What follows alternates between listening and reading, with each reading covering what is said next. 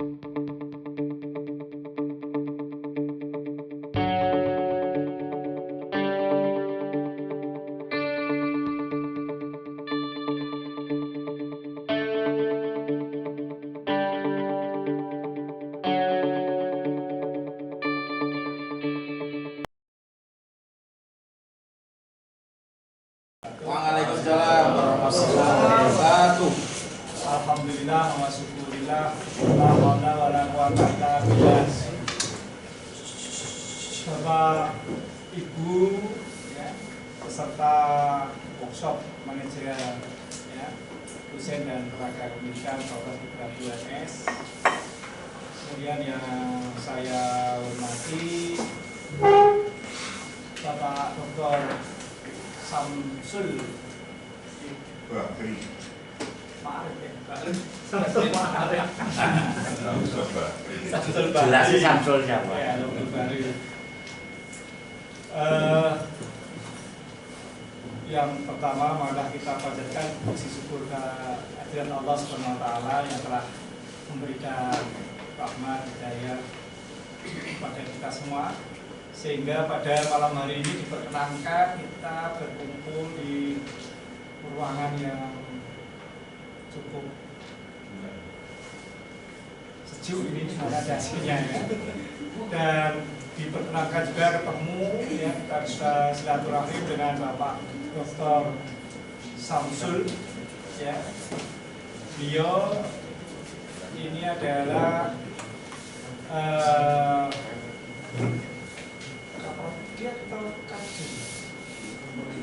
Kaprodi pasca sarjana di Universitas Negeri Malang. Kali ini kita bisa silaturahim dan beliau akan memberikan ya, pengetahuan kepada kita semua, pengalaman ya, yang beliau selama ini berhasil ya, menjadi pimpinan maupun akademisi di perguruan tinggi negeri yang cukup ternama di kota Malang ini. Sebelumnya saya mohon maaf pada Pak Samsul karena peserta sebetulnya pada malam hari ini itu direncanakan sekitar 23, 24, tetapi karena satu lain hal banyak yang berhalangan, yang tadi malam itu tiba-tiba tidak bisa, itu ada 1, 2, 3 orang, sehingga yang hadir cuma ini, dan mohon maaf waktunya tadi Pak Samsul kita agak molor dan ini gak enak juga karena beliau dari Malang ke sini, kita belum siap sama sekali. Perlu saya, tapi kalau saya perkenalkan nanti aneh ya waktunya ya.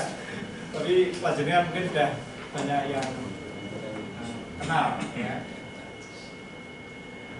Untuk itu saya mohon Bapak Ibu semua bisa mengikuti acara ini sampai selesai ya. Dan mumpung ada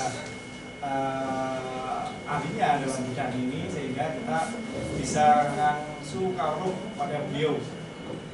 Untuk itu waktu saya persilahkan pada Pak Samsul. Monggo Pak Samsul.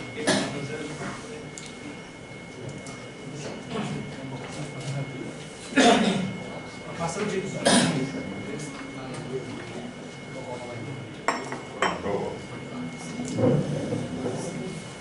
Sudah dipasang tuh kan? HP-nya warga. Jangan aja. Pak, boleh mungkin geser sedikit. Oh Pak, agak geser. Mana Bung Raton? Geser. Suara geser. Ya.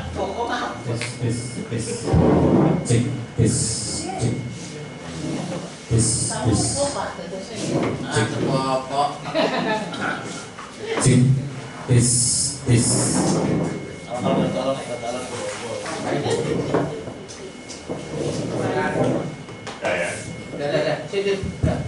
Sip, normal-normal.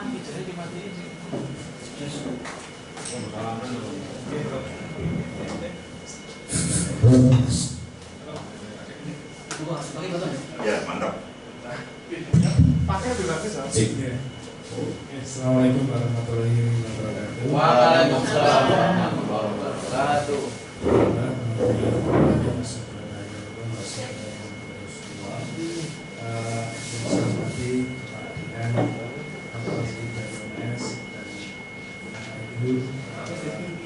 Para pimpinan dan dosen serta para pendukung Fakultas Universitas Muhammadiyah Surakarta. Ceritanya dulu itu saya kenal Mas Aditya, Pak. Jadi waktu Mas Aditya di New Zealand, waktu itu saya sedang studi. Saya meminta bantuan beliau untuk menghubungkan dengan pembimbingnya karena pembimbingnya itu eksternal ex-minor saya. Nah, hubungan kami berlanjut terus beberapa minggu yang lalu tiba-tiba di telepon saya itu sama Mas Aditya, Mas kami mau ke Malang, bisa minta bantuan ya? Ya bisa, kalau nyarikan hotel bisa saya. Oh buatan ngisi, waduh nggak ngisi apa nih? Itu lah ngisi apa tuh? Oh iyalah mahasiswa atau enggak yang datang bapak ibu dosen. Wah bapak nggak saya jawab Mas Aditya. Itu dia diceritakan terus saya nggak jawab waktu itu Pak, nggak jawab bukan berarti saya nggak mau, tapi saya takut ya waktu itu. Yang datang bapak ibu dosennya ya setelah 1 minggu akhirnya ya saya jawab kalau berkenan saya akan di sini gitu saya bilang. Cuman Mas Aditya waktu itu bilang tentang managerial skill gitu. Ini kalau manajer itu yang isi harus manajer lah, saya itu bukan manajer ya. Nah akhirnya di lobby wes aja Mas, pengalaman saja apa yang Mas Samsul lakukan ya ketika di atau saat ini begitu. Nah, akhirnya saya setuju kalau sharing pengalaman, saya setuju, tapi kalau memberikan istilahnya apa yang dilakukan kurang pantas gitu. Akhirnya sudah deal untuk sharing pengalaman saja mengenai apa yang kita lakukan bersama di Universitas Negeri Malang dalam kurun waktu setahun ke belakang begitu. Nah pada malam hari ini kami memberikan judul mengenai implementasi Flow of Excellence Program dalam mewujudkan pengelolaan program studi yang unggul dan menjadi rujukan. Nah, kenapa kok unggul dan menjadi rujukan? Itu karena slogannya UM itu begitu Pak. Jadi visi dan misinya UM itu apa-apa disuruh menjadi unggul dan rujukan. Akhirnya jadi ikut aja lah ya inline dengan apa yang ada di universitas. Nah, kenapa Flow of Excellence Program kami namakan? Ini nanti saya akan bercerita di slide-slide selanjutnya begitu. Ini selamat tahun baru 2020 karena ini tahun yang masih awal bulan di awal tahun, jadi sampaikan selamat tahun baru dan welcome to Malang bagi Bapak Ibu yang mungkin belum pernah kesini. Baru saya yakin semuanya sudah pernah ya, sudah berkali-kali. Kata orang tak kenal maka tak sayang. Jadi ini nama saya Samsul Bahri.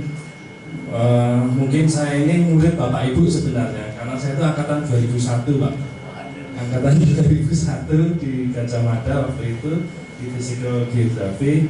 Saya ke Malang itu tahun 2005. Jadi waktu itu Malang masih menerima S1 Bapak. Jadi tahun 2007 itu kan terakhir harus S2. Nah, saya alhamdulillah PNS masih S1 diterima di Malang. Habis itu saya melanjutkan studi. Setelah PNS, nunggu PNS dulu tahun 2008 baru ke EIT dan tahun 2011 kebetulan di Malang itu enak. Jadi dulu kalau PNS ada aturan 2N+1, tapi kalau yang keluar negeri itu boleh gabung gitu. Jadi saya transit selama 1 semester, habis itu kemudian melanjutkan kembali untuk studi S3 saya. Nah, secara pengajaran saya memang bukan ngajar di managerial skill Bapak Ibu, tapi lebih ke bidang kebencanaan dengan course yang saya ajar di undergraduate itu di morfologi, geologi, dan seperti yang Bapak Ibu lihat, dan di master dan doktoral program kami diberi mandat untuk mengampu mata kuliah geospasial teknologi, filsafat geografi sama geografi fisik untuk master dan S3. Nah, ini sekilas profil saya karena biar kenal begitu. Nah, kami mulai presentasi pada malam hari ini dengan ini, Pak. Jadi SK izin pendirian program studi S3 Pendidikan Geografi itu kami dapatkan pada tahun 2011. Ya, kami dapatkan mulai tahun 2011. Ini SK-nya dari kementerian waktu itu, ya. Nah, karena ini merupakan S3 Pendidikan Geografi pertama di Indonesia, maka pada waktu buka itu ya pendaftarnya banyak, ya. Kami lumayan, kalau setiap tahun itu kalau 5-7 itu pasti ada, ya, karena memang baru sedikit di Indonesia itu baru 2 nih kalau nggak salah, baru UPI sama UM sampai sekarang. Nah, waktu itu kami berjalan seperti biasa, artinya meluluskan S3 Pendidikan Geografi dengan model disertasi, Pak. Disertasi lulus, begitu selesai bisa lulus. Maka pengelolaan pasca sarjana itu ya berjalan seperti S1 dan S2. Tapi begitu Pak Rektor itu menerbitkan SK semacam ini, bahwa persyaratan ujian akhir di pasal 83 pedoman akademik kami di poin yang kedua adalah mahasiswa program doktor jalur kuliah diwajibkan memiliki sekurang-kurangnya 1 artikel ilmiah yang telah diterima atau akses dalam jurnal internasional berregulasi minimal setara dengan V4. Wah, begitu ada SK Rektor itu keluar, mahasiswa S3 calling semua, artinya takut Pak kalau ini nggak bisa ditawar, soalnya kalau tidak bisa publikasi di Scopus Q4 pada waktu itu nggak bisa lulus, Pak. Ya, nggak bisa lulus. Makanya terjadi ketakutan para mahasiswa ini dan penurunan antusiasme, rasa publish nggak bisa lulus. Padahal waktu itu publish menjadi sesuatu yang ya mengerikan begitu. Nah, alhasil sampai tahun 2018 kondisi kami itu begini waktu itu, bahwa jumlah total mahasiswa di 2018 itu ada 39, jumlah lulusan itu reguler bukan total 14, jadi masih banyak yang belum lulus waktu itu, masih banyak yang belum lulus 2018. Nah, saya pulang ke Malang itu 2015. Nah, karena pergantian rektor, maka semua jajaran berganti semua pada waktu itu, termasuk posisi di Korpodi maupun ketua jurusan. Nah, ini ada target waktu itu, Bapak Ibu. Waktu itu ditarget. Target akreditasi prodi S2 itu harus A, kan kita B. Prodi S3 juga harus A, waktu itu B. Solusi masalah publikasi di Scopus harus bisa diselesaikan. Saya dipanggil Budikan waktu itu, Prof. Sumarmi dengan saya. Kita, Mas Samsul, ini ada permasalahan ini, apa jenengan mampu untuk mengatasi ketiga hal ini, saya. Terus kalau mampu gimana, Bu? Ya akan dijadikan korpodi di S2 dan S3. Saya langsung menolak waktu itu. Wah, nggak berani saya, nggak berani, banyak sekali tuh senior saya kan banyak, Pak, nggak bisa gitu. Terus akhirnya saya disuruh coba idenya kayak apa dulu, saya pengen mendengar. Kemarin bilang kita punya masalah ini, Anda idenya dulu. Saya utarakan beberapa ide ke beliau, terus ada Prof. Sugeng juga, Prof. Budianto ikut mendengarkan. Akhirnya beliau-beliau ini bersedia, dan ya saya tidak tahu ngomong kemana-mana gimana. Akhirnya teman-teman dosen itu ya istilahnya bersedia kalau memang saya ke situ. Nah, ini tugas yang berat waktu itu karena baru datang dan diberi ini, Pak, Jadi akreditasi kami itu dua-duanya itu bersamaan Pak, S2 S3 itu.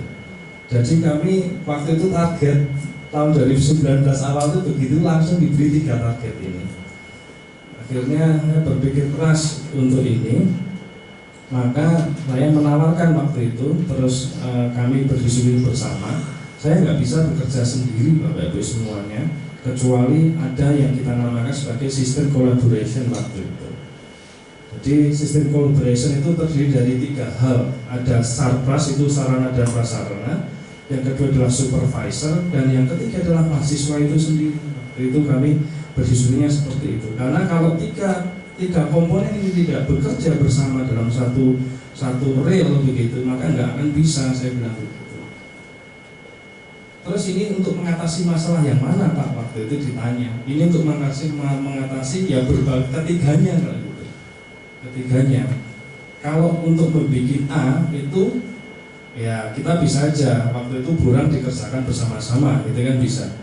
Tapi untuk sustainability-nya biar terus memang ini harus dilaksanakan. Nah akhirnya setelah ketiga ini kami temukan, ya saya kalau rapat ya saya nggak pengen sendiri, nggak pengen sama pimpinan, tapi kalau bisa semuanya. Waktu itu rapat pertama semua pembimbing disertasi S3 semuanya kumpul. Ini untuk mengatasi masalah antara pembimbing 1, 2, 3 yang kadang-kala bentrok. Itu kan sering terjadi. Ketidaksamaan persepsi itu kan sering menghambat ini, sering menghambat. Nah, saya minta bahwa kalau dulu itu kadang masalahnya begini. Pembimbing 3 merasa lebih berkuasa dari pembimbing 1. Maka saya terapkan sebuah posisi waktu itu. Posisi yang mempunyai derajat, artinya begini. Yang memegang peranan paling penting adalah main supervisor. Main supervisor itu adalah profesor. Saya bilang gitu. Karena saya tidak punya klarifikasi yang untuk ahli dan tidak itu, saya nggak punya klarifikasi waktu itu. Nggak punya. Walaupun orang wah kalau profesor bilang gampang anune gitu. Ilmunya ya ora ono.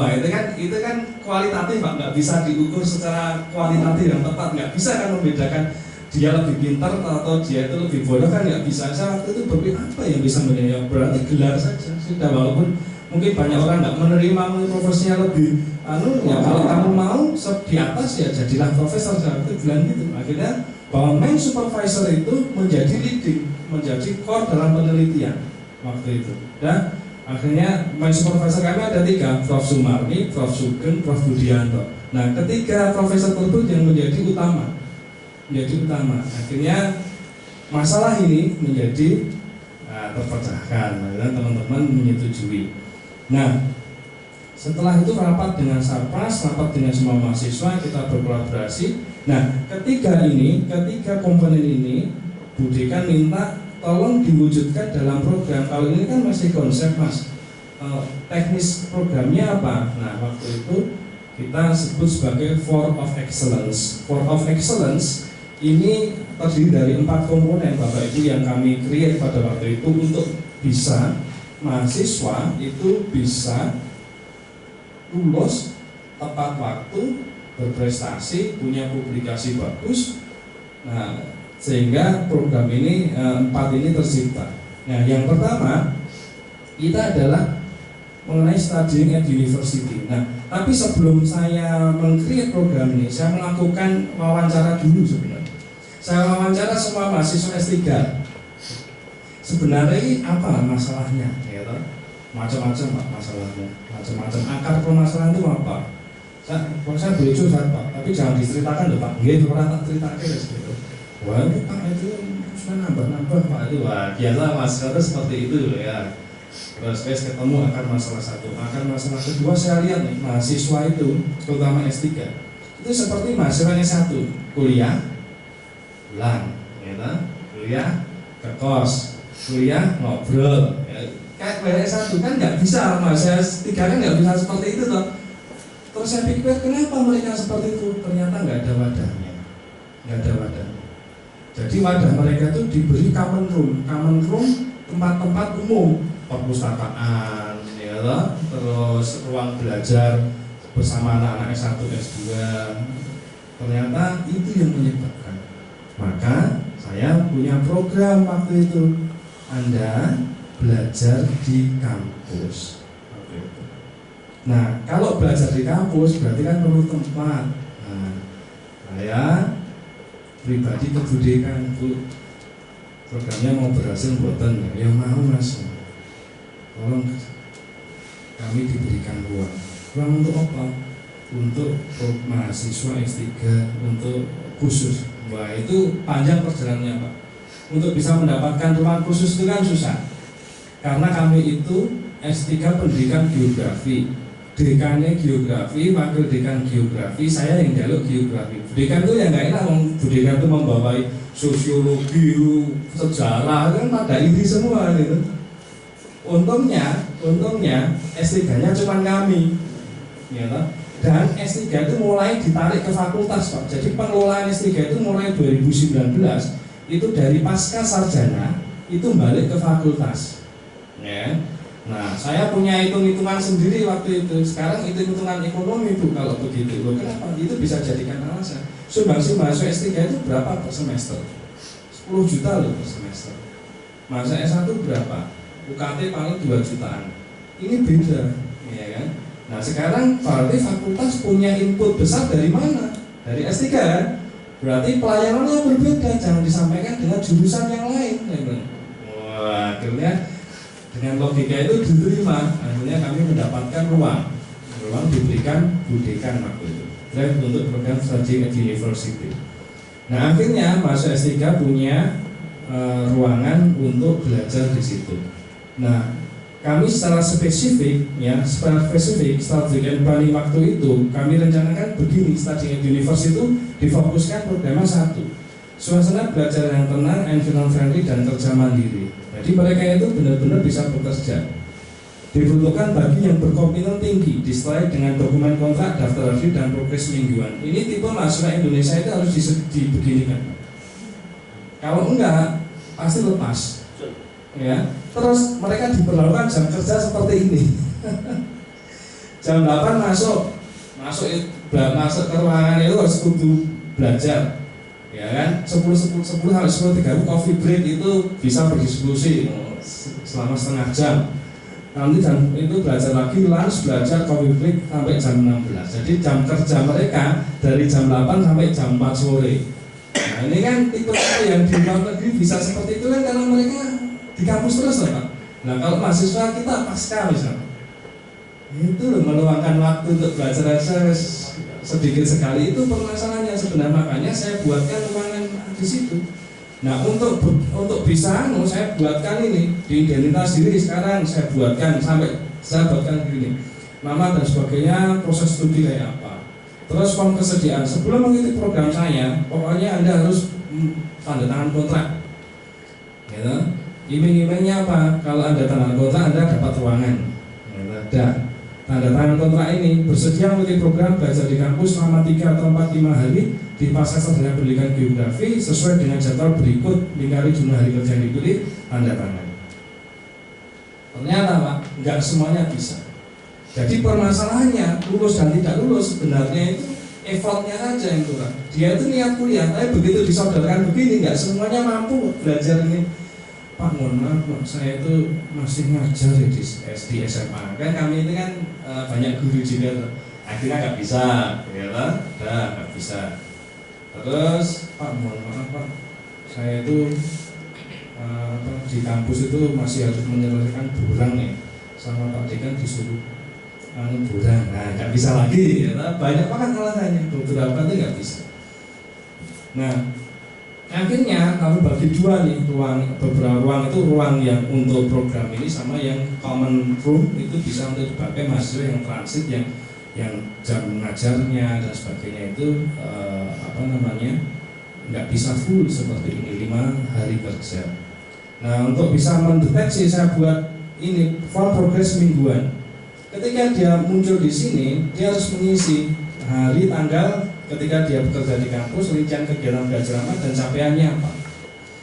Ini harus diisi, Bapak Ibu semua. Ya, daftar versi program belajar di kampus juga ada hari dan tanggal, jam hadir dan jam pulang. Mereka harus mengisi itu. mereka ngisinya bebas, saya tidak paksa, tidak ada fingerprint, tidak apa, tapi bebas saja, bohong-bohong sendiri, tapi mereka harus ngisi di ruangan. Ini sebuah bentuk manajemen saya, karena kalau tipenya dibiarkan memang tidak bisa, maka harus dibuatkan sebuah sistem. Kalau hanya dibohong, ya kamu harus rajin, nggak bisa. Berikutnya begitu waktu itu. Nah, dibuatkan form semacam ini, akhirnya ada kelengkapan administrasi. Di sini saya buatkan map satu-satu mahasiswa, kelengkapan dari mahasiswa terdapat dalam satu map, ada identitas, tugas mingguan, tugas bulanan, absensi dan sebagainya. Nah, akhirnya program belajar di kampus ini menjadi sesuatu yang menarik bagi mereka. Mereka punya wadah, mereka punya tempat berdiskusi kayak gini, yang common room-nya seperti ini, ya. Dan ketika supervisor datang mereka ada enak, jadi budekan Pak Sugeng dan sebagainya itu kan sibuk loh. Mereka nggak usah nyari-nyari, ya. Begitu Pak Sugeng punya waktu, mampir aja ke ruangan ini. Bu Marmi tiap hari mampir ke sini dulu bimbingannya. Si mahasiswa juga seneng. Tidak ada, mohon maaf, saya itu juga alumni Gajah Mada. Alumni Gajah Mada itu nyari pembimbing susahnya setengah mati. Paling kalau mau ujian mau ke 1 dan 2 sangat susah banget. Kadang-kadang kendala lulus dari Gajah Mada itu bukan karena mahasiswa itu bodoh, bukan. Tapi kadang-kadang nyari pembimbing yang susah, apalagi pembimbing 1 dan 2 persepsinya berbeda, harus ngalamat lebih dari 4 tahun biasanya. Ya, masalahnya itu kan seperti itu ya kadang-kadang. Nah, ini mencoba kami nggak seperti itulah. Dikandangkan akhirnya kayak kemarin ini tahu Prof Sugeng, Prof Marmi, Prof Budianto tahu benar apa progres masing-masing itu tahu benar. Walaupun mereka sibuk semua pejabat, Bapak Ibu, Bu Marmi dekan, Pak Sugeng itu wakil dekan. Itu.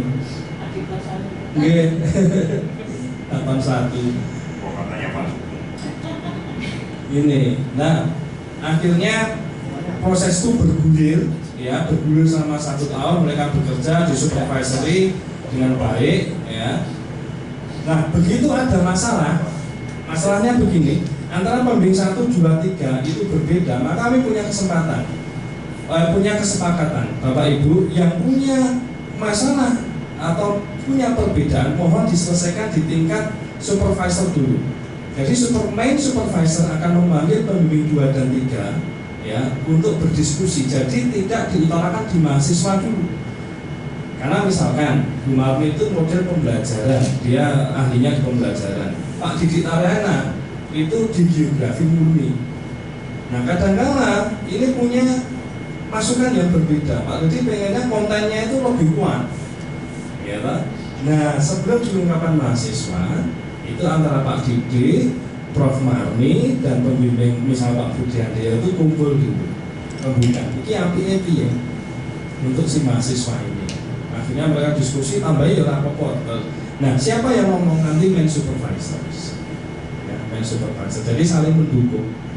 Nah, ini yang kami berusaha untuk ciptakan. Nah, sehingga belajar di kampus dari segi mahasiswa oke, dari segi dosen juga punya kesepakatan, sehingga ini bisa berjalan. Nah, tetapi proses itu perlu ditunjukkan antara mahasiswa 1 dan 2 kan, nggak saling tahu progresnya seperti apa. Maka kami buat program yang kedua itu menjadi monthly progress seminar. Monthly progress seminar ini kami wujudkan seperti ini. Program ini diwujudkan dalam program presentasi setiap minggu dari setiap mahasiswa. Ini sudah berganti, nah, ditolak program saya.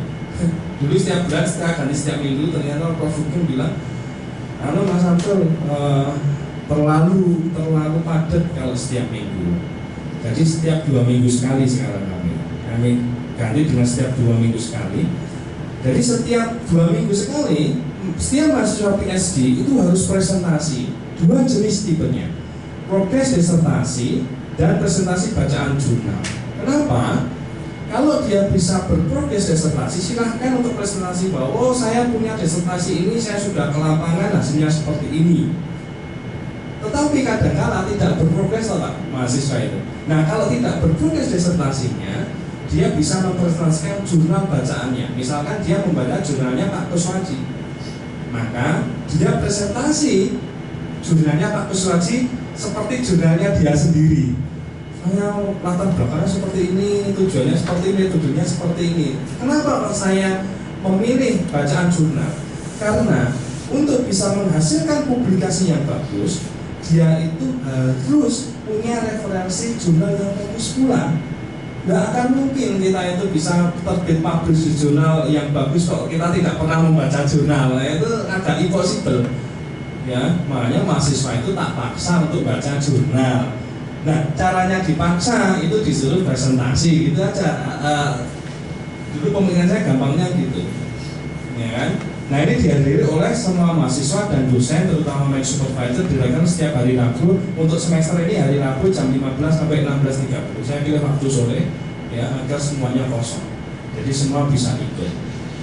Nah, dengan melalui program seminar ini kita harapkan setiap mahasiswa bisa sharing dan dia merasa seperti setiap 2 minggu sekali itu saya harus mempersiapkan itu, ya, mempersiapkan itu. Nah, sebenarnya jujur ini tuh bukan ide murni dari saya, tapi saya itu berkunjung di beberapa universitas. Nah, ini itu tipe dari PhD yang ada di Jepang. Dia namanya Zemi sebenarnya. Kalau kami di Eropa nggak mengenal ini, tapi kalau di Jepang itu mengenal seperti ini. Zemi itu namanya programnya.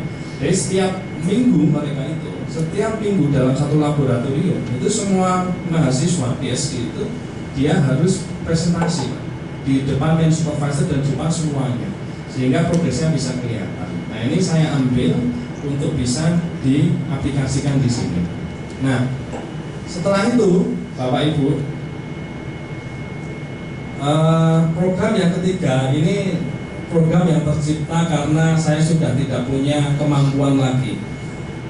Maksudnya begini, waktu itu saya dianggap orang yang tahu jurnal internasional, walaupun saya itu ya nggak ngerti, atau publikasi juga nggak banyak. Ya, terus saya diberi beban untuk menyelesaikan masalah Scopus ini. Masalah Scopus mas kudu selesai, karena ini benar-benar masalah, dan kalau nggak bisa selesai S3 kita bisa puput atau nggak lulus semua, dan semua takut sini karena budekan dan dekan-dekan lain itu coba mendekati Pak Rektor dan WR1 itu sudah nggak bisa diputus. Terus Pak WR1 sama Pak Rektor itu kekeh, sudah itu menjadi syarat, tidak ada. Nah itu semua dekan yang protes soal itu karena banyak yang gandol itu, banyak yang bendol nggak ini. Akhirnya saya ngajari Pak, secara mahasiswa itu kan banyak loh, tapi saya nggak ngajari semuanya. Saya ngajari 3-4 orang yang saya anggap punya capability yang lebih dari yang lain. Saya ajari caranya bisa publish di jurnal internasional. Ini ngajari bener-bener buta Pak. Mereka tuh nggak ngerti jurnal internasional kayak apa, cara submitnya gimana, nggak tahu. Akhirnya saya ajari step by step. 1 misalkan cara mencari jurnal, 2 misalkan cara membedakan antara jurnal yang redaktor sama tidak. Ya, kamu harus Q4, bedanya Q1, Q2, Q4 caranya piye, mulai ini gitu. Nah, 4. Setelah tahu jurnal maka kita harus tahu sistematika jurnal. Sampai ke detail, misalkan dalam penulisan referensi itu nggak boleh manual, kadang di jurnal itu harus pakai tools, ada EndNote, Zotero dan sebagainya. Itu saya ajari teknisnya. Nah, setelah file itu jadi, maka saya waktu itu mensubmitkan untuk si mahasiswa ini didampingi. Misalkan di jurnal itu kadang disuruh buat cover letter. Ini kalau nggak tahu kan nggak bisa Pak. Cover letter itu saya apa? Gitu, contohnya dibuatkan, ya, dibuatkan, terus disubmit. Submit itu kadang nggak mudah. Nah, kalau dulu kan kita pakai email submit, sekarang itu sistemnya macam-macam. OJS itu macam-macam. Kebanyakan Elsevier itu pakai editorial manager, ya kan? Itu sebelum submit aja filenya harus dipisah-pisah lah, gambarnya harus berapa resolusinya lah, banyak banget itu. Ya, buat registrasi ORCID-nya lah dan sebagainya, itu saya ajari satu persatu secara teknis. Nah, berjalannya waktu kan nggak mungkin Pak ngajari semua. akhirnya saya ciptakan program yang namanya Big Brother Big Sister. Saya hanya punya tangan dua, saya hanya sendiri, nggak mungkin saya itu bisa semuanya saya ajari. Kalaupun bisa nggak efektif. Makanya saya ajari yang pertama ini mahasiswa angkatan 2015, dosen Unlam, Universitas Lambung Mangkurat, namanya Dr. Farida. Oh, ini tiap sore ketemu saya, stres dia, sampai stres. Dia saya ajari karena saya membidik papernya itu bagus, penelitian tentang river management di Banjarmasin sana. Ini keunikannya saya jual karena saya lihat river management di beberapa jurnal itu tidak ada yang khusus. Makanya karena ada yang khusus di Banjarmasin, maka saya bidiknya karena bagus, saya langsung bidik Q1. Rada gila memang lompatan waktu itu.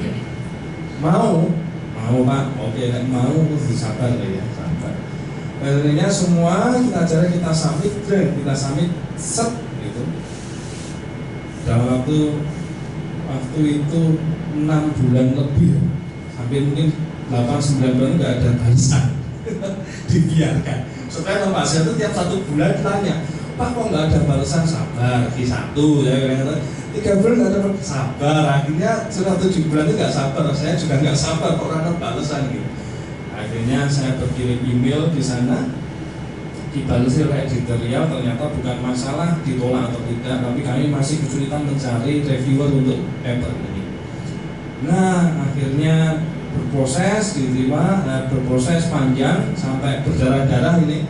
Berdarah-darahnya karena apa Pak? Semua masukan reviewer itu sudah bisa kita perbaiki kecuali satu, mereka nggak terima bahasa Inggris kami. Juga reviewer itu selalu ngomong bahasa Inggrismu jelek, ini karena Q1 ya. Saya sudah ke proofread ya kan, saya sudah ke proofread, ke edit-tag, saya sudah ya toh. Kalau sudah ke sana lumayan itu saya kirim itu mau bisa 2 jutaan lebih itu. Habis itu nggak diterima lagi. Saya proofread ke dosen bahasa ini nggak diterima lagi. Karena saya punya jurus paling khas terakhir. Saya masukkan proofreadnya Elseviernya sendiri. Kan kalau buka jurnal-jurnal Elsevier, dia itu kan menawarkan proofread. Ya kan? Saya masukkan ke situ. Seret masuk itu, tapi lumayan, bayar 5 juta. Baliknya proofread itu cuman titik koma ESED gitu Pak. Tapi begitu kita kembali ke kami dan kami submit ke editor, langsung accepted. Nah itu jurus saya terakhir Pak. Itu ternyata yang bisnis juga ya. Ya saya nggak ngerti, tapi mungkin dia sangat percaya dengan bahasa Inggrisnya, proofreadnya dia sendiri yang saya kira. Nah itu perjalanan panjang. Nah, akhirnya si Bu Farida kan berapa panjang dia mengerti benar. Nah, karena mengerti benar saya jadikan dia big sister. Akhirnya saya buat seminar. Setiap itu saya akan buat seminar. Seminar yang ngisi bukan saya, neng dia. Karena dia jadi big sister. Siapa pesertanya? Adik-adik kelasnya. Nah, kalau seminar yang istilahnya cara menulis kayak gitu ya kelasnya profesor. Seminarnya dia apa? Penggunaan tools and not dalam publikasi jurnal internasional. Teknis ini, teknis tapi sangat penting, ya. Apalagi nulis disertasi sekarang nggak zaman Pak, nulis disertasi itu apa namanya manual, referensinya manual itu mesti titik koma mesti salah. Tapi kalau pakai tools, Enot, Zotero yang gratis ya, kalau Enot itu bayar ya. Mendeley juga bisa dipakai. Nah ini kayak gini, ini teknis mahasiswa teknis sudah saya ajari. Saya ajari dulu terus ngajari temennya, ya kan? Ini yang diajari waktu itu ini, ya ini saya ajari, terus yang diajari ini. Nah setelah dia sudah publish dan mau lulus, giliran si Big Data dan Big Sister ini satu dosen Lombok, yang satu dosen Aceh. Ya, sudah saya ajari juga, tak suruh ngajari adik kelas saya mengenai teknis proses sampai di jurnal internasional. Dia cari detail sama dia, cover letter kayak apa, submit ke editorial manager kayak gini, submit lewat email kayak gini, beda-beda Pak. beda-beda. Nah akhirnya Big Brother Big Sister ini bergulir, ya. Nanti saya ini kalau sudah kebetulan 2016 ini sudah lulus, berarti nggak sampai 4 tahun 3 tahun itu lulus. 2 orang ini sudah lulus. Kalau yang Mbak Farida sudah lulus juga, sudah wisuda. Nah nanti gilirannya yang 2017 ini kita jadikan Big Brother ngajari 2018 dan selalu bergulir seperti itu. Ini yang Big Brother Big Sister yang kalangan mereka. Tapi saya punya Big Brother Big Sister yang benar-benar keren, benar-benar keren. Ya, untuk 2020 ini saya datangkan satu namanya Ibu Ike Sari Astuti, PhD from Georgia University. Ini satu kolega di jurusan geografi. Nah, kalau ini Big Brother Big Sister beneran. Ketika dia yang teknis, kalau ini nggak teknis, ini khusus jurnal-jurnal, ini predator jurnal ini satunya banyak, semuanya banyak kalau yang Bu Ike ini akan ngajari untuk jurnal yang aromanya geografi banget. Bidang dia remote sensing and GIS. Dia akan ngajari itu di Februari 2020. Saya sudah jadwalkan. Untuk yang Maret 2020 itu saya Ulfa STM di PhD dari Saga University. Ini bidang pendidikan dia. Dia pendidikan karena kami kan pendidikan geografi kan tidak hanya geografi, tapi bisa masuk ke jurnal pendidikan. Ini kami datangkan dari jurusan teknologi pendidikan, ya itu. Nah, untuk inbound mobility program kami datangkan Profesor Dr. Rajendra Sresta nanti bulan Mei 2020 ke kami untuk coaching jurnal internasional mahasiswa S3. Ya. Nah, biar apa? Biar mendapatkan wawasan. Kalau Pak Rajendra ini ya kalau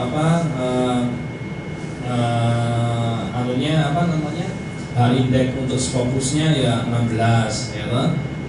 Untuk Google Scholar-nya dia 26, publikasinya luar biasa banyak. Nah, sehingga ketika mereka punya seperti ini dan nanti 2020 itu bisa lebih terinspirasi lagi, kami harapkan kualitas jadi semakin meningkat. Oh, saya lupa waktu ini saya datangkan kalau dari luar saya datangkan Pak Aris Marfai waktu itu. Pak Aris Marfai saya undang ke UM ya khusus untuk jurnal ini ya. Untuk jurnal ini. Tapi kalau Pak Aris waktu itu tipenya umum, jadi dia seperti memberi guest lecture. Jadi ya bagus, tapi untuk sustainability-nya kan nggak bisa itu. Secara teknis kan nggak mungkin. Akhirnya Pak Aris secara umum dan teman-teman ini secara teknis. Karena untuk jurnal itu nggak hanya pengetahuan Pak, tapi secara teknis kita juga harus mampu. Nah ini untuk program Big Brother Big Sister untuk inbound mobility. Nah mahasiswa S3 itu selain dia di internal, kami juga ingin membawa suasana internasional. Maka kami ada program namanya Outbound Mobility Programs untuk students dan staff. Jadi sekarang lagi proses seleksi, kami akan memberikan stay 3 months in Oradea University in Romania. Itu satu mahasiswa PhD, funding kami mendapatkan funding. Kemarin kita lamar ke Erasmus, ya kami dapat funding dari Erasmus untuk mengirim mahasiswa ke sana selama 3 bulan. Ya. Nah ini sebagai booster sebenarnya, sebagai booster agar mereka semangat. Ini terakhir besok, ini terakhir aplikasi, Senin wawancara, sehingga bulan awal Februari berkas kita masukkan ke sana untuk mendapatkan letter of acceptance sama funding agreement dari Erasmus. April sampai Juni, jadi nanti mereka akan di sana April sampai Juni untuk 1 bulan ini. Terus stay 2 week di Oradea University ini kebetulan kemarin saya lamar, sudah wawancara, sudah ini akhirnya alhamdulillah diterima. Saya akan mengajar di jurusan geografi Oradea University selama 2 minggu. Saya diberi course tentang disaster management untuk bisa mengajar. Jadi nanti si mahasiswa sama saya akan berangkat bareng, tapi saya ngajar 2 minggu, maksudnya stay di sana selama 3 bulan. Ini kita harapkan bergulir. Nah, kemarin mereka sudah datang ke sini Bapak Ibu, ke jurusan kami, 3 profesor datang ke sini untuk presentasi, untuk ngajar juga. Jadi saatnya kami pergi ke sana. Nah, selain dari Oradea, kami juga punya MOU dengan EIT.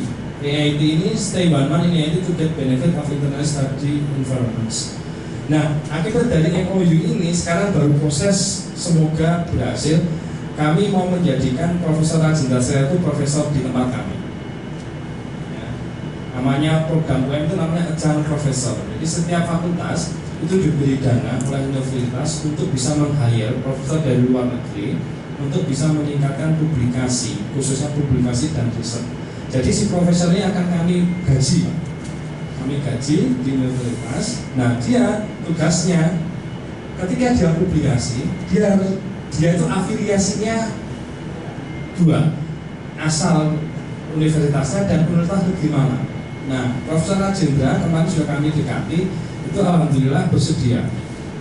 Tapi kontraknya sedang berproses. Nah, nanti kalau berhasil berarti beliau ini afiliasinya jurusan geografi Universitas Negeri Malang juga. Jadi kan bisa mendapatkan profesor kelas internasional ya, dengan itu sehingga ya nanti begitu dia publikasi embel-embel UM itu naik ikut sehingga citasi UM bisa naik. Nah itu programnya dari universitas yang diberikan ke fakultas. Jadi ini outbound mobility programs atau Big Brother Big Sister program untuk ketiga form of excellence tadi. Nah yang keempat, yang terakhir adalah scheduling of proposal defense. Bapak Ibu di S3 kami itu seminar proposal disertasi itu mulai 2019 kemarin saya jadwal Pak. Jadi nggak akan lepas. Jalan si A itu 2018 ini saya jadwal bulan Mei itu sudah proposal defense tanggal 4, 5, 6 Mei baru aja tadi saya jadwalkan dan sebar ke semua komite. Nah sehingga semuanya punya beban, mahasiswa punya beban untuk menyelesaikan proposal dengan baik, dosennya punya beban untuk bisa dia selesai gitu ya. Akhirnya nggak molot, jadi pasti gitu loh. Proposal defense pasti, nanti ujian disertasi juga kita pastikan. Nah ini cara untuk bisa membungkus dalam sebuah sistem. Nah, alhamdulillah ya setuju gitu. Nah, berproses. Jadi secara kualitas ada jadwal, tapi mereka secara kualitas bekerja disediakan tempat. Tidak tahu jurnal internasional diberi sarana untuk tahu, ya kan, baik dari internal maupun eksternal. Nah, keempat program ini running bersama dan alhamdulillah selama 2019 program achievement for action program telah meluluskan sebanyak 10 dokter pendidikan geografi. Bisa dibayangkan dalam 1 tahun 10 dokter itu lulus dengan 15 paper jurnal teknik suplis dan tentang satu ilmu. Ya, ternyata mahasiswa kita itu tidak bodoh, hanya perlu diberi sebuah sistem atau environment yang bisa menghasilkan ini. Akhirnya kami punya status nih 2014 ini, wah ini sudah ambil DO Pak Tri ini ya. Hanya tinggal 1 semester waktu itu. Akhirnya kita genjot lulus Pak. 2015 ini bersih. Dwi Fauzia, Kauna, bimbingnya Prof. Vigo semuanya lulus semuanya. Pak Musam sudah lulus. Iya, Pak Musam sudah lulus. Ajun, Bapak Ibu, Ajun itu angkatan 2016 lulus pertama Ajun itu. Ajun Purwanto lulus pertama kalau angkatan 2016. Betul. Iya, lulus pertama beliau itu. Di angkatan 2016. Kita lihat 2016 itu Muhammad Aliman, Jurnal Accepted Waiting for Final Defense. Aliman ini saat ini posisinya Bapak Ibu 3 publikasi jurnal terindeks Scopus Q2 sama Q3. Bisa bayangkan mahasiswa dalam negeri 3 Scopus loh. Ya kan? Aliman. Ini guru geografi SMA di Padang. Ya, Mas Aliman. Tuti Mutia ini 1 lulus sudah. Aristius ini dari Ternate on progress. 5 ini juga sudah lulus. Yusuf Suharto itu dari kami on progress. Kalau yang dari internal kami itu on progress Pak. Ya, Sahrulida dari Aceh ini Q2.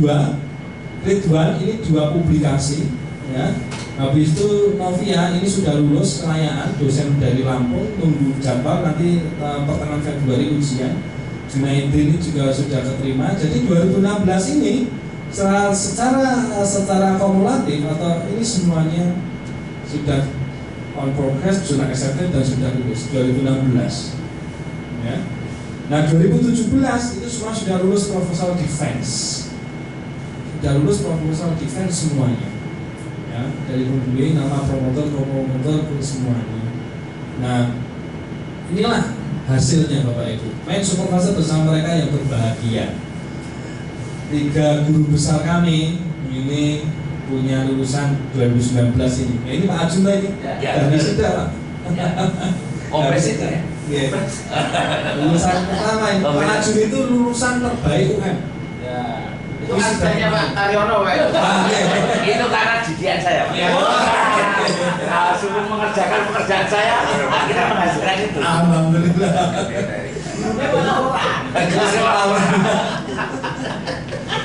Ya, Pak Ajun sekarang sudah kembali ke Pontianak.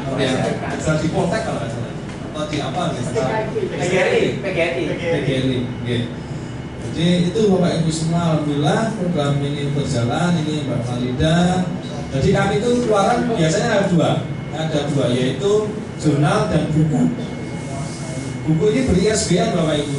Ini jurnalnya yang Q1 River Management itu di Sustainable City and Society itu Q1. Sekarang sudah lumayan banyak citasinya. Bukunya dia tentang pengelolaan sungai berbasis masyarakat, ber-ISBN. Ya, bimbingan saya Prof. Mami sama Pak Iman. Karunia Uci Astuti juga jurnal, dan bukunya berjudul Etno Agrikultural Suku Banjar di Lahan Rawa Pasang Surut. Ya, ini ulang semua, Lampung Mangkurat. Muhammad Yusuf dari Universitas Negeri Makassar, bukunya berjudul Makna Nilai Papaseng.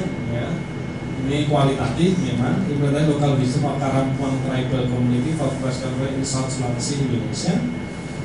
Ini Suwito terakhir kemarin, judulnya Pengantar Demografi, judulnya Efek Learning Cycles. Ini di jurnal Q3. Ini Ajun Pak, bukunya bagus, konservasi lahan tambang bauksit dengan tanaman unggul lokal. Jadi Pak Ajun ini mampu untuk menyajikan disertasi bahwa untuk konservasi lahan tambang itu dengan tanaman unggul lokal. Dia menemukan tanaman unggul lokalnya itu apa? Ya, dengan laboratorium. Banyak dia melabnya banyak Pak. Banyak, akhirnya bisa menemukan ini. Bagus. Tentang the use of native plant for conservation of former bauxite mining in Sanggol, West Kalimantan, Indonesia.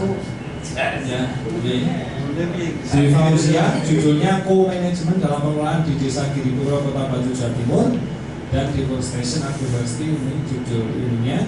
Oh, satu lagi ini dari kami punya mahasiswa luar negeri satu untuk S3 namanya Rafinas Rohit Prasad dari Fiji ya, dari Fiji, dia sudah kembali. Ini salah satu publikasinya juga. Ini Junaidin ini yang mau ujian sudah punya publikasi dan buku, tinggal nunggu. Ini lucu ini sudah selesai Pak, sudah selesai. Ya, tapi dia itu ini bukunya ini covernya tok ini, covernya ini buku belum ber-ISBN kan. Tidak saya izinkan dan tidak Prof. Sugeng izinkan karena dia belum lolos cek plagiasi. Jadi setiap disertasi dan buku kami itu selalu pakai Turnitin. Ya, kalau lebih dari 20% kami tidak akan boleh ujian sampai dia bisa menurunkan itu. Bukunya juga begitu, karena ini bahaya kalau masa S3 itu kalau sampai terplagiasi bahaya. Ini Junaidin ini berkali-kali belum lolos. Sudah jadi tapi belum lolos, jadi harus menurunkan. Pak Sugeng nggak mau, lebih 1% pun Pak Sugeng nggak mau, nggak boleh, harus memenuhi ini dulu ya. Jadi dia sedang berproses menurunkan plagiasinya. Ini Novia dari Universitas Lampung, Negeri Lampung ya, akan ujian besok pertengahan Februari. Ini Putri Mutia dari Lombok. Ini Syahrul Lida di jurnal Q2 di Journal of Social Study. Ya. Kalau ini bimbingan saya ini agak ini predator iop proceeding Pak. Jadi saya itu sampai nyuruh stop ya. Dia itu saking senangnya wis diajari, saking senangnya itu ketagihan. Apalagi iop proceeding, lah gampang loh. Melu ikut seminar, dia mesti publik dipublish lah. Di iop skopus itu loh, ini kan udah dia tuh banyak, dia tuh sampai punya 4 selama jadi mahasiswa S3. Jurnalnya juga di Q2 sama Q4. Terus yang iopnya 4. Saya stop gitu. kamu mecah-mecah disertasi terus nanti tahu-tahu ada kesamaan mati kita bersama. Ya, kalau nggak logis lah saudara dipecah 10 kan nggak logis kan? Pasti ada kesamaan itu, kamu nulis pasti ada kesamaan, nggak boleh saya. Apa pecah jadi 5? Sudah stop ya, nggak mungkin ya. Akhirnya di stop. Akhirnya di stop. Ini 5 melati tentang scientific mind map, ya, telah terbit juga di IJET ya, di jurnal di I3 ya, oleh Puspita Anabel Kamil. Nah ini juga jadi orang itu kalau mau publikasi itu kadang faktor keberuntungan itu menjadi faktor yang paling besar. Puspita ini tergolongnya beruntung Pak. Dia itu walaupun bukan bimbingan saya, tapi karena bidangnya bencana, makanya saya sarankan dia submit namanya di jurnal International of Disaster Risk Reduction. Kebetulan saya reviewer di sini juga pernah mereview. Akhirnya Mbak Puspita ini saya suruh masukkan di situ Q1 ini. Nah, lama itu nggak ini Pak, nggak ada balasan. Biasa kalau Q1 itu 5-6 bulan itu pasti biasanya nggak ada balasan, mau gratis, dan ini kan nggak ada balasan. Dan sekali balasan major revision, banget Pak, banyak. Kita berbagi bareng-bareng. Submit tetap ada revisi lagi, gitu sudah. Akhirnya waktu itu saya punya seminar di Jepang yang IWES yang dulu di Aceh, terus tahun 2019 itu di Jepang. Ya, IWES Aceh itu kan itu bagus loh Pak, itu Aceh itu Unsyah itu kerjasama sama Irides namanya, atau University itu bagus. Jadi seminarnya itu diadakan di sana, biar teman-teman Aceh itu bisa ke sana. Nah, si Puspita ini saya ikutkan di sana. Saya ikutkan ke sana dengan funding LPDP. Saya suruh dia ngelamar LPDP, ternyata dapat 15 juta sehingga bisa ke Jepang. Nah, kok delalah ketika conference dia itu ketemu editor in chief-nya International Disaster Risk Reduction. Ngobrol, didekati, si editor in chief ini masih hafal. Karena apa? Puspita ini orang Aceh. Ya, bahan tulisannya tentang Aceh, dan Irides itu kerjasama sama Aceh. Dia tuh, wah kamu yang ini ya, yang kemarin nulis itu. Jadi fokus, ngerti, ya kan, ketemu ngobrol-ngobrol, dia cerita penelitian tentang pendidikan kebencanaan. Dia pulang Pak 1 bulan kemudian accepted.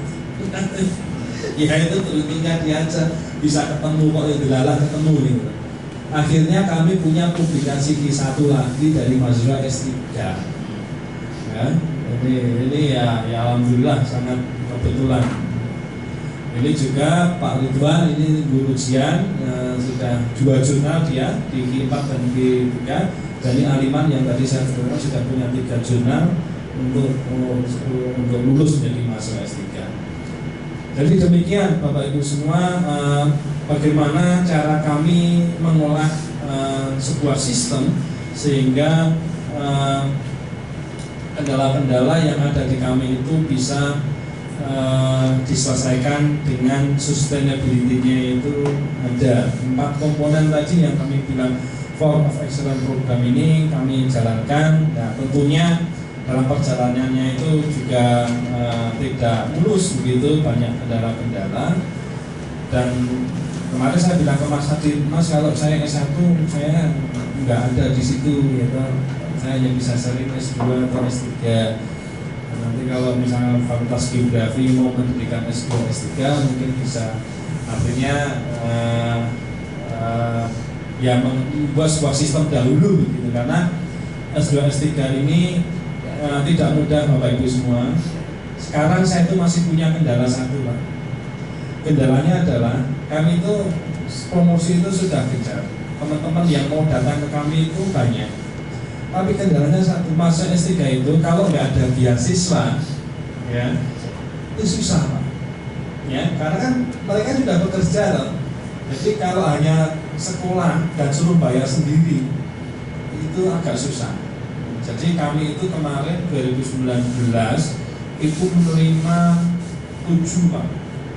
Tapi yang melanjutkan sampai semester 2 ini hanya 5. yang dua itu mundurkan diri karena beasiswanya tidak diterima. Dia ngomong, Pak, saya itu hanya guru, Bang, kalau suruh bayar sendiri saya agak sanggup. Nah itu ya kendala itu, kendala. Akhirnya saya lobby ke Budikan, tapi belum disetujui karena anggaran sudah terbacot di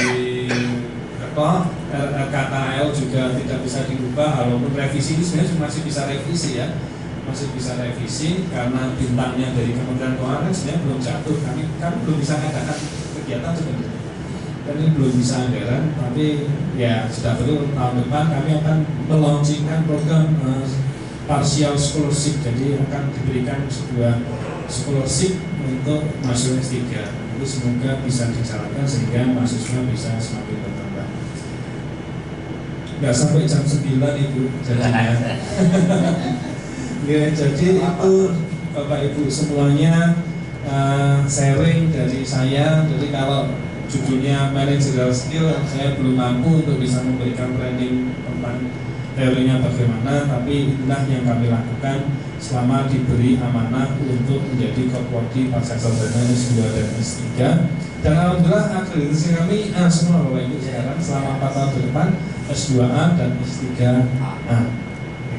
Demikian dari saya, mohon maaf ada kekurangannya. Wassalamualaikum warahmatullahi wabarakatuh. Waalaikumsalam.